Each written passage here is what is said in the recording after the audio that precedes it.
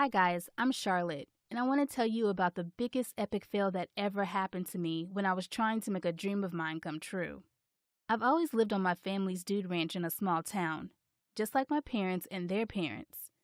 Basically, I'm from a long line of people who have lived in this small town for over 8 generations. It's not just a way of life, but a family business. We grow livestock on the farm here, our local tree gardens are full of seasonal fruits, and our market gardens are bursting with plenty of vegetables and salads.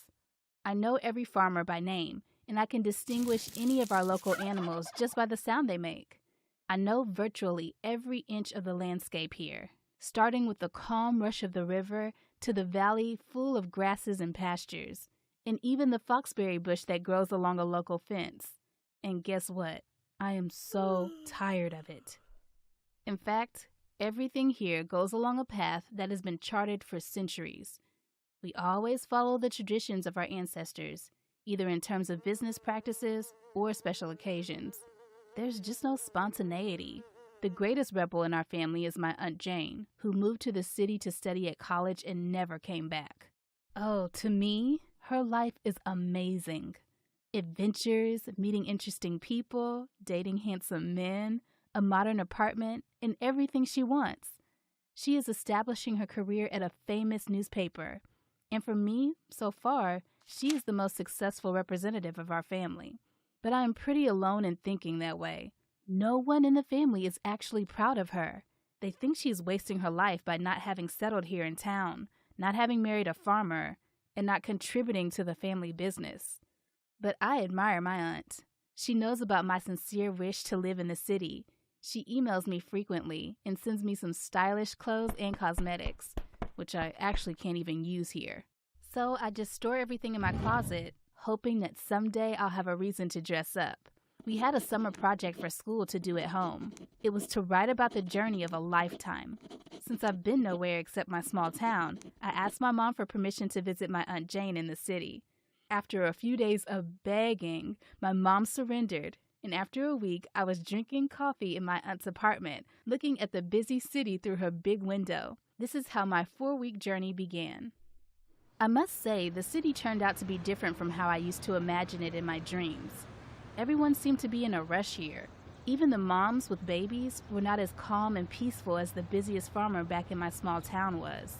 Endless traffic, numerous cafes and restaurants, crowds of people on the city streets. Everything seemed to be one single organism that never slept. My everyday natural landscape had turned into a stone and glass jungle, and it was impossible to predict any turn of events that were going to happen there.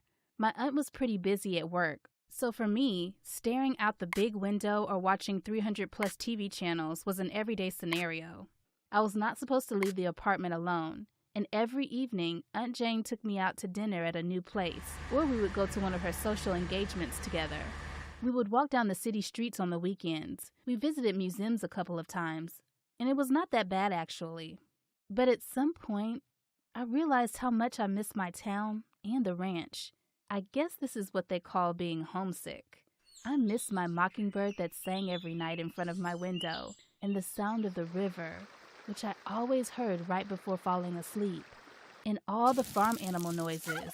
I actually dreamt about it every night, and then something happened that made me want to go back home before the journey was officially over.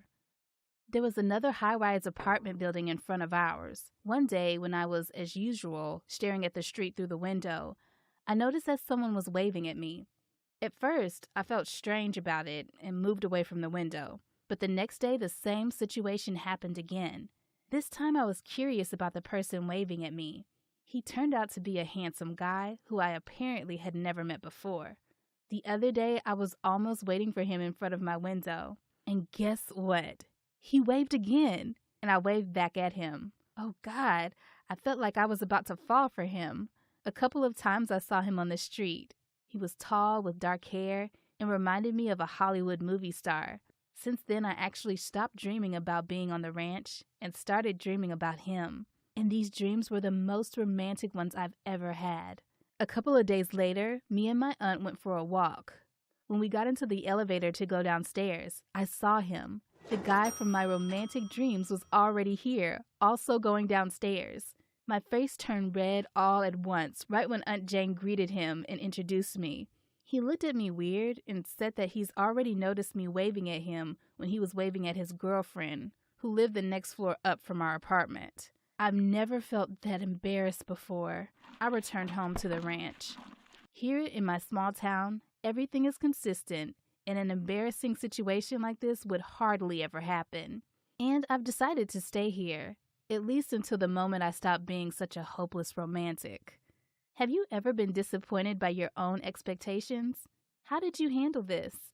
Leave your answers and tips in the comments below this video, and feel free to share the story of my epic fail with your friends.